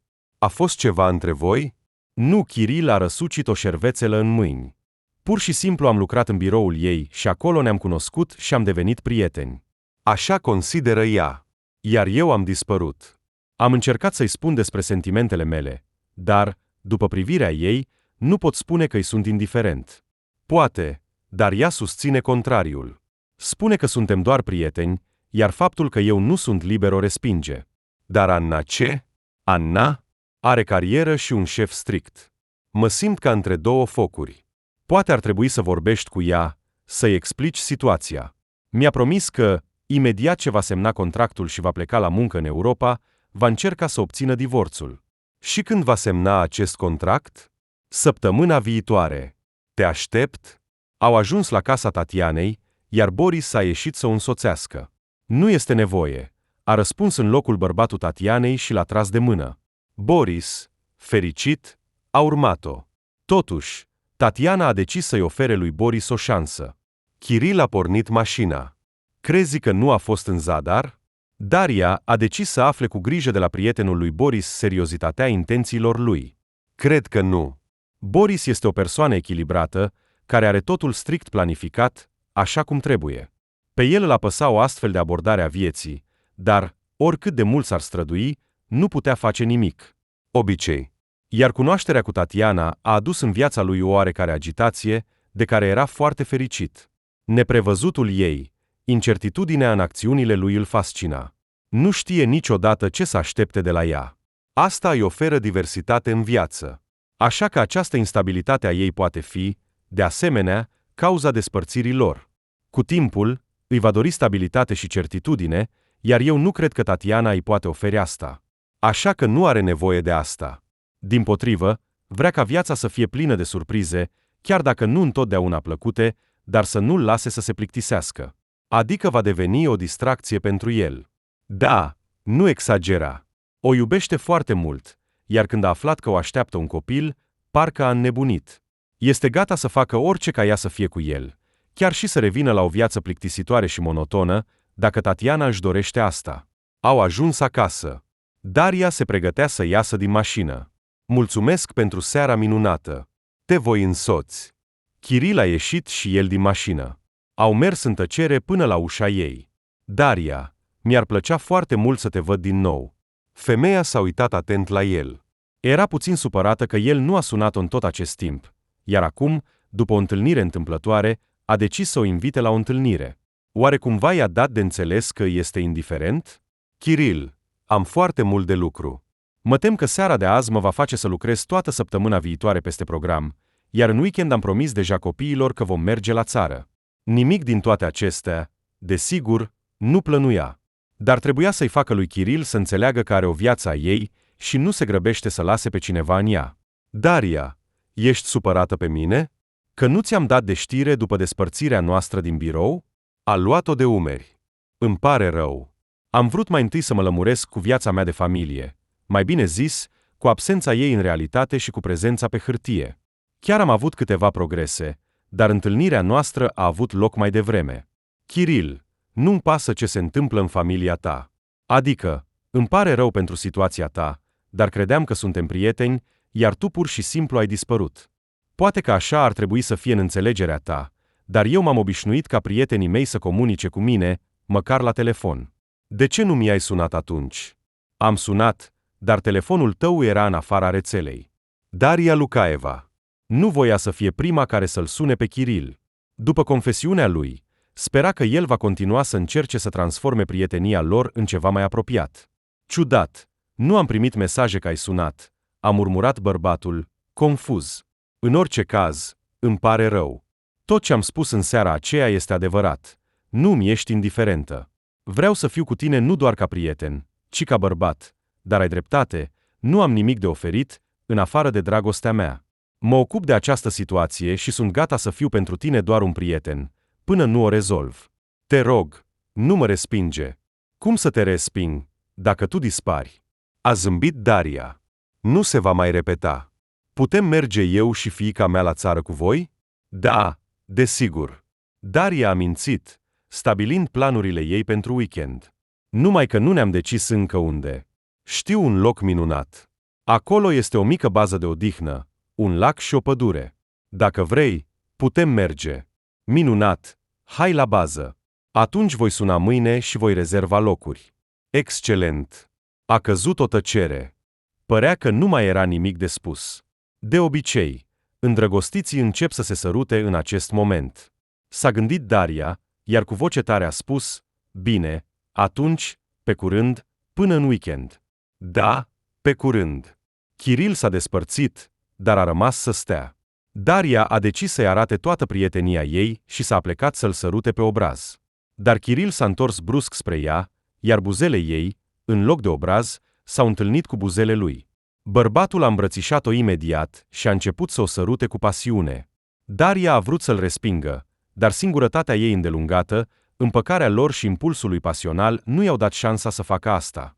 Stăteau și se sărutau sub copertina intrării, ca niște adolescenți îndrăgostiți pentru prima dată. Respirând greu, s-au îndepărtat unul de celălalt. După o mică tăcere, în timpul căreia Kiril o privea cu anxietate pe Daria, ea a râs. Nu prea seamănă cu un sărut de despărțire prietenesc. Bărbatul a suspinat ușurat. Îmi pare rău. Am visat prea mult la asta, așa că, când buzele tale au fost atât de aproape, nu m-am putut stăpâni. Nu te scuză. Daria s-a simțit ușoară și fără grisi. Nici eu nu m-am stăpânit. A trecut prea mult timp de când nimeni nu m-a sărutat. Pot repeta, a zâmbit Kiril. Nu, asta ar fi prea mult. A râs Daria. Trebuie să plec. Pa! A intrat în clădire, a sărit în lift și și-a apăsat degetele pe buze. Voia să păstreze acel sărut în memorie. Kiril s-a îndreptat încet spre mașina lui, s-a așezat la volan și a zâmbit. Nu este indiferentă. Înseamnă că există o șansă. Dar mai întâi trebuie să se lămurească cu Anna. Daria s-a trezit cu un zâmbet pe buze. După sărutul de ieri cu Kiril, starea ei de spirit minunată nu o părăsea. A ales mult timp ce să îmbrace, apoi s-a machiat cu grijă și și-a aranjat părul. Parcă ai fost un rază de soare care a luminat biroul nostru plictisitor, i-a zâmbit Tatiana când s-au întâlnit. De unde ai un aspect atât de fericit? Așteaptă, lasă-mă să ghicesc. Ai petrecut noaptea cu Kiril? Deloc. Atunci m-ai intrigat? Ne-am sărutat? Tatiana s-a uitat la prietena ei cu nedumerire. Glumești? De la un simplu sărut nu strălucești așa. Pentru tine, săruturile sunt ceva constant. Te-ai obișnuit cu ele. Dar eu nu am avut nimic asemănător de câțiva ani. Am uitat deja cum se întâmplă toate acestea și ce senzații aduc. Daria a zâmbit și a ridicat visătoare ochii spre tavan. Ei și? Vreau detalii. În acel moment, în birou a intrat una dintre angajatele tinere. Directorul cheamă pe toată lumea la o întâlnire. Tatiana și Daria s-au privit. Ce s-a întâmplat deodată? Nu voi păstra suspansul. A început directorul, când toată lumea s-a așezat. Timpul este bani. Conducerea mea directă a apreciat munca mea din toți acești ani și a decis să mă promoveze prin transferul în biroul central. Mi s-a încredințat să aleg un înlocuitor. Pentru a nu ofensa pe nimeni cu alegerea mea, am selectat câțiva candidați, iar decizia finală va fi a voastră. Prin vot, alegeți un nou director general. Șeful a tăcut și a privit pe toți cei prezenți. La reflecție, aveți 2 săptămâni, a continuat șeful. Scrieți numele alesului vostru pe o bucată de hârtie și aruncați-o în această cutie. Directorul a bătut ușor pe cutia care stătea pe masă. După 2 săptămâni, o voi deschide în fața voastră. Vom vedea pe cine ați ales. Acum voi numi candidații. Daria, ai început să ai o perioadă bună. Tatiana aproape că sărea de bucurie, întorcându-se la locul ei de muncă. Și ai un bărbat grozav, și te-au propus pentru director general. Ei bine, în primul rând, bărbatul grozav este căsătorit, iar în al doilea rând, m-au propus pe mine pentru a face numărul, așa cred. Ei bine, în primul rând, am răspuns la Tatiana în tonul potrivit. Boris a spus că Kiril nu locuiește cu soția lui, iar ei divorțează nu doar pentru că acest lucru ar putea afecta cariera ei. În al doilea rând, ești specialist exact pe profilul firmei noastre. Și știi toată munca din interior, spre deosebire de avocați, economiști și tot felul de oameni care nu se știe cine sunt. Și oamenii te iubesc. Așa că, cred că funcția de director general este în buzunarul tău. Bine, fugi să lucrezi, a râs Daria, flatată. Oricum nu vei simți conducerea mea. Vei ieși în concediu de maternitate. Abia a intrat Daria în birou, când Igor a intrat după ea. Arăți minunat, a început el. Igor, la subiect. Am foarte mult de lucru. Daria nu dorea să discute cu el. Cu atât mai mult cu cât candidatura lui fusese de asemenea propusă pentru funcția de director general, iar femeia bănuia despre ce ar putea fi vorba. Dar, spre surprinderea ei, el nu a început cu asta. Te-am văzut cu un bărbat. Mai bine zis, cu acel băiat care a reparat ceva aici. Igor încerca să vorbească cu un ton disprețuitor, dar nu ieșea bine. Nu este treaba ta. Daria era obosită, s-a uitat la el. Dacă ai vrut să discutăm despre asta, îmi pare rău, am mult de lucru. Vrei să te faci plăcut în fața șefilor? S-a enervat bărbatul. Ca să obții o funcție înaltă, trebuie să întreții un tânăr iubit. Igor, ieși. Daria a fost surprinsă de comportamentul fostului iubit. În trecut, el nu își permite așa ceva. Crezi că voi permite vreunui puști să-și crească fiul meu? S-a aprins tot mai mult Igor. Igor, pleacă. Sau chem acum securitatea. Fără a ridica vocea, a spus clar Daria. Ce se întâmplă aici? În birou a intrat directorul general. Igor, ai decis să înceți să elimini concurenții? Prin amenințări și țipete? Nu mă așteptam la un astfel de neprofesionalism din partea ta. Mergi mai bine să lucrezi. Ultimul contract a fost cam slab. Daria, hai să vedem documentele pentru noul aparat. Directorul s-a întors de la Igor, dând de înțeles că discuția s-a încheiat. Acesta a plecat cu reluctanță spre ușă. Se vedea că mai are ceva de spus, dar cariera lui era în joc și nu dorea să o riște. Kiril bătea nervos cu degetele pe volan. Nenorocita de ambuteiaj nu voia să se dezvăluie. Se temea că va întârzia la întâlnirea cu Anna și că ea nu va accepta să-i răspundă propunerii. În cele din urmă, mișcarea s-a restabilit. Kiril a accelerat cât a putut. Anna îl aștepta deja nervoasă, uitându-se la ceas. Îmi pare rău, am rămas blocat în trafic. Inima lui Kiril a căzut la vederea feței nemulțumite a soției. Totul era pierdut. Nimic. Se părea că nemulțumirea femeii nu era legată de el. Desigur, puțin timp, așa că, dacă nu te deranjează, voi începe eu. Bine? Da, bine. A suspinat Kiril. În general, problema este că șeful meu și eu. Anna s-a bâlbâit. În general, avem o relație. Iar zilele trecute mi-a făcut o propunere. Kiril, știu că de mult timp nu ne mai iubim și îți sunt foarte recunoscătoare că nu ai divorțat de mine în toți acești ani, dar acum știu că și tu vrei asta. Hai să divorțăm. Dar ce se va întâmpla cu contractul tău? Întrebă Kiril, necrezându-și norocul. Anna a făcut un gest cu mâna. Oleg se va ocupa de tot, imediat ce ne vom divorța. Oleg, se pare, era noua iubire a Annei. A tăcut puțin, dar Kiril a văzut că mai are ceva de spus. Suflând greu, în cele din urmă s-a hotărât. Aici mai este ceva, Kiril. Imediat ce ne căsătorim cu Oleg, vom pleca în Europa. Ce se va întâmpla cu Veronica? S-a speriat Kiril. Dacă Anna se va muta în Europa, nu va putea să-și vadă fiica. Problema este că, din păcate, nu voi avea deloc timp să mă ocup de fiică. Poți să o iei tu? Anna s-a uitat cu speranță la soțul ei. Desigur. Din bucurie, Kiril aproape că a sărit. Desigur, voi fi fericit dacă Veronica va rămâne cu mine. Ei bine, și minunat. A suspinat ușurat Tatiana. Atunci hai să nu pierdem timpul. Să mergem să ne divorțăm. Voi aveți ceva de spus? Anna s-a uitat la Kiril. Kiril s-a gândit atât de mult la propunerea ei, încât a condus practic automat. Ce? Nu a înțeles. Dar tu ai insistat pentru întâlnirea noastră. Despre ce ai vrut să discutăm? Da. Despre același lucru despre care vorbești și tu. Despre divorț? Kiril a dat din cap afirmativ. Și cine este ea? În ce sens cine? Ei bine, te-a mulțumit totul timp de mulți ani și deodată ai vrut să te desparți, înseamnă că ai apărut cu cineva. A explicat concluzia ei Anna, nu te gândi, nu sunt o câine pe fâneață. Chiar mă bucur că ai întâlnit pe cineva. Pur și simplu mi-ar plăcea foarte mult ca fiica noastră să nu sufere din cauza pasiunii tale. Sper că este o persoană bună? Minunată! Daria stătea pe o bancă joasă și admira lacul.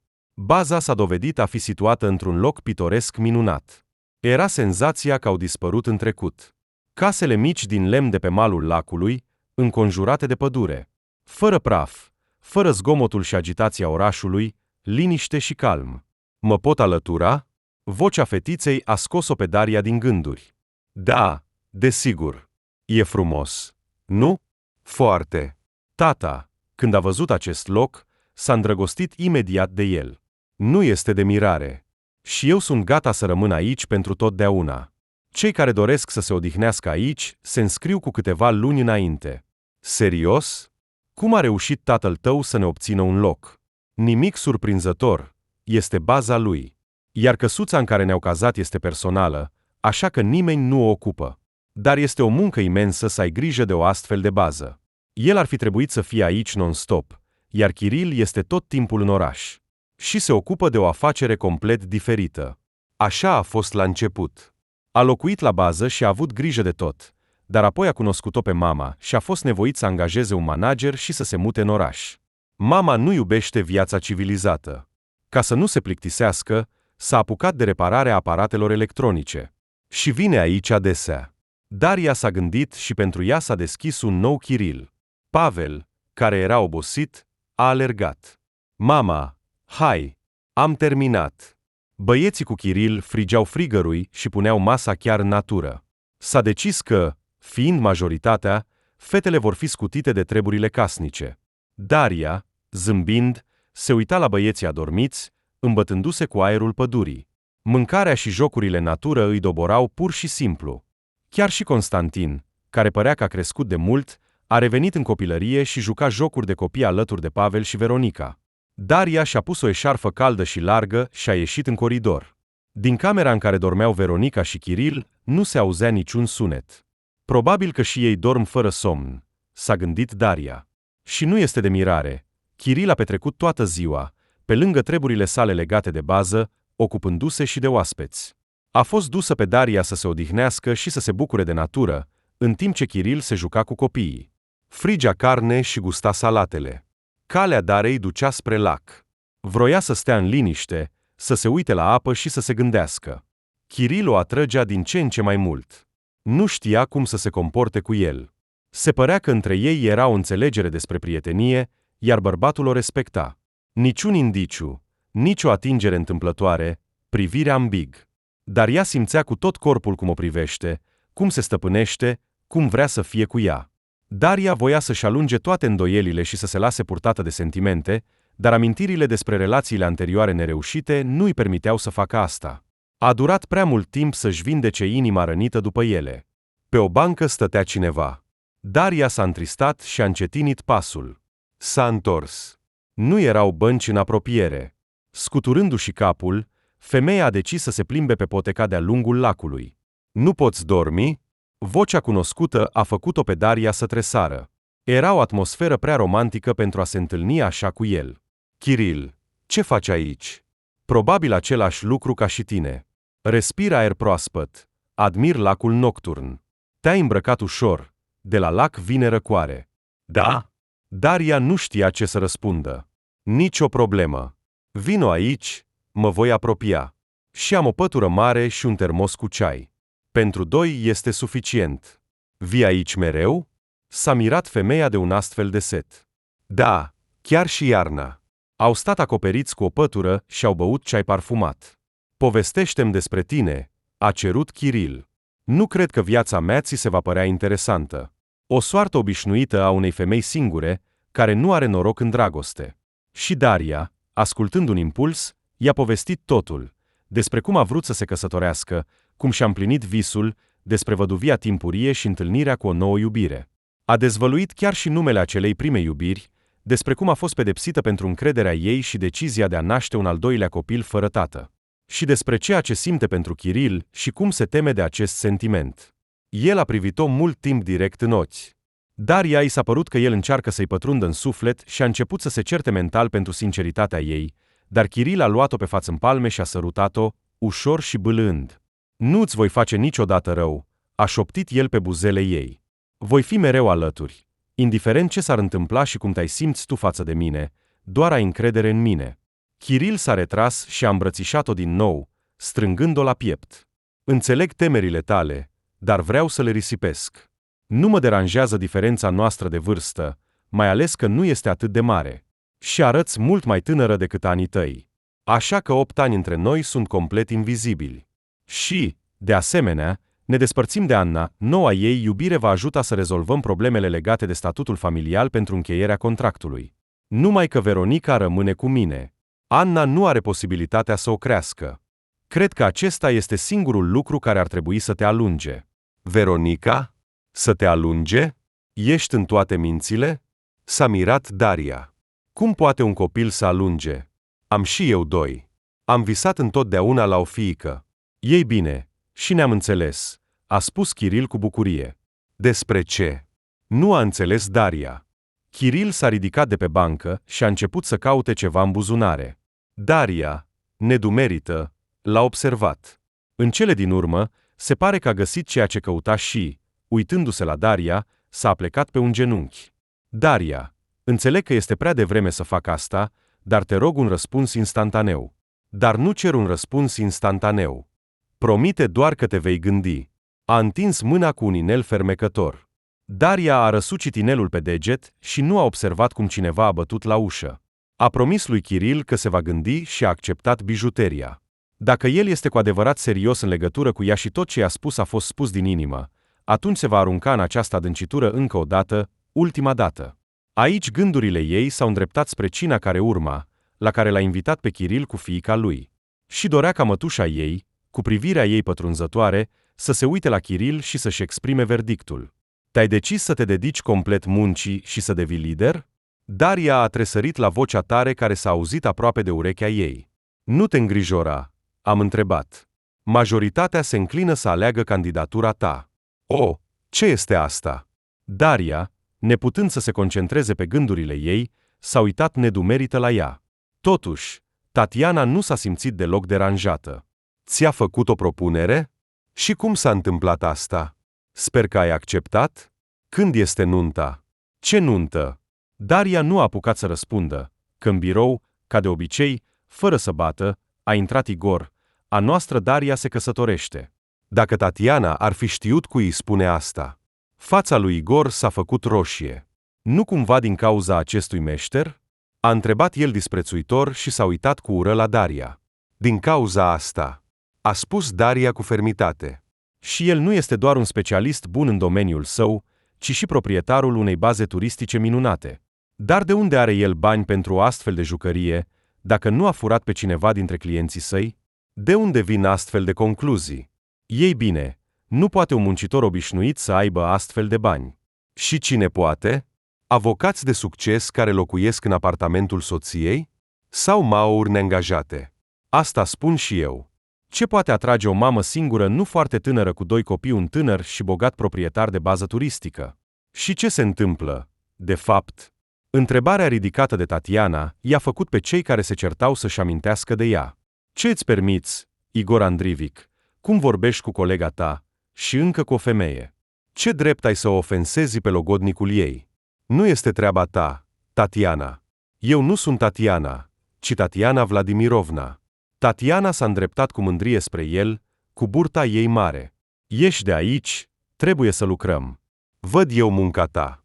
Igor a răspuns mai puțin încrezător. Eu, de fapt, sunt aici și pentru muncă. Trimite pe cineva dintre colegii tăi. Daria a ieșit și ea de la masă. Nu am dorința de a discuta cu tine despre subiecte de muncă sau personale. Asta vom vedea. Nu uita, Daria, am câteva drepturi. Mă tem că aceste drepturi nu îi vor plăcea noii tale soții. Ce se întâmplă? Tatiana s-a așezat lângă un mic scaun de birou, lângă o masă mică pe care stătea un ceainic electric. După ce Igor a plecat, Daria s-a îndreptat spre acest colț al biroului și a scos din dulap ceștile și dulciurile. A pornit ceainicul. Igor, tatăl lui Pavel. M-am săturat, a spus Daria. Dar ai spus. Am mințit. Nu voiam ca cineva să afle cât de umilitor a fost pentru mine. Daria, Tatiana a atins-o pe prietenă. De ce ai făcut asta? Te-aș fi putut susține atunci. De ce nu ai încredere în mine? Am încredere. Pur și simplu a fost atât de dureros, umilitor și dezgustător. Promite-mi că nu vei mai face așa ceva. Chiar dacă greșim grav în legătură cu Kiril, eu voi fi prima care va ști că ceva nu este în regulă între voi. Bine? Daria, trebuie să iei. Până când vine singur în brațe, nu refuza fericirea ta. Mătușa ștergea cu grijă vasele pe care le spălase, dându-le Dariei. N-am mai văzut un bărbat atât de sincer. Asta spun și eu. Mătușa Daria, trebuie să iei. Veronica, ești pe ascuns? Daria s-a uitat cu reproș la mătușa ei și, rușinată, s-a uitat la fată. Nu, pur și simplu nu ați observat cum am intrat. Am decis să ajut la curățenie de pe masă, în timp ce tata și unchiul Pavel degustau băutura. Mătușa a ieșit din bucătărie și s-a îndreptat spre sufragerie. Pavel, nu te lăsa dus de degustare, nu te voi duce acasă. Am gustat doar puțin, a început să se justifice Pavel Antonovici. Știu, doar puțin. Mătușă! Daria a intrat în sufragerie și s-a uitat la ea cu uimire. Am ratat ceva? Ei bine, nu am vrut să-ți spunem, până când viața ta nu se va clarifica. Ce să spunem? Pavel Antonovici mi-a făcut o propunere. Numai că băutura lui, se pare, este împotrivă. Ei bine, ce să faci, draga mea? Am vrut doar ca Kiril să aprecieze noua mea rețetă. Într-adevăr, dragi doamne, a decis să intervină Kiril. Chiar am gustat puțin. Bine, a spus mătușa, fluturând prosopul. Pune-ți gustările tale. Acum să tragem concluziile votului. Directorul general strălucea ca un bănuț curat. Candidații s-au privit. Cu un mic avantaj, câștigă șefa noastră a departamentului de construcții, Daria Sergivna Nesterova. Să o aplaudăm. Toți au aplaudat în cor. Daria s-a ridicat de la locul ei, a așteptat să se potolească zgomotul și a zâmbit. Dragi colegi, vă sunt foarte recunoscătoare pentru încrederea acordată, dar, din păcate, sunt nevoită să refuz o astfel de funcție prestigioasă. Daria a ridicat mâna, cerând liniște. Permiteți-mi să explic. Pe lângă faptul că funcția de director general este foarte prestigioasă și, ce să ascund, bine plătită, este, de asemenea, foarte responsabilă. Aș spune chiar mega responsabilă. În plus, necesită de la persoana care ocupă un program de lucru neregulat. Multe călătorii de afaceri necesită multe forțe. Nu vreau să spun că mă tem de tot ce am enumerat mai sus. Vreau doar să împărtășesc cu voi. Mă căsătoresc. Și vreau să mă dedic familiei, soțului și copiilor. Așa că iertați-mă, dar cred că această funcție este mai mult decât meritată de inginerul nostru principal, care a primit aproape la fel de multe voturi ca și mine. În sală s-a ridicat un zgomot incredibil. Cineva s-a grăbit să o felicite pe Daria pentru viitoarea căsătorie, cineva a strâns mâna inginerului principal. Cineva a înconjurat fostul director general, doar șeful departamentului juridic, înroșit, s-a întors pe călcâie și a ieșit aproape alergând din sala de conferințe. Tatiana, nu crezi că unei mame tinere nu este permis să se distreze atât de mult la nunta prietenei? Daria s-a apropiat de prietena ei care se distra.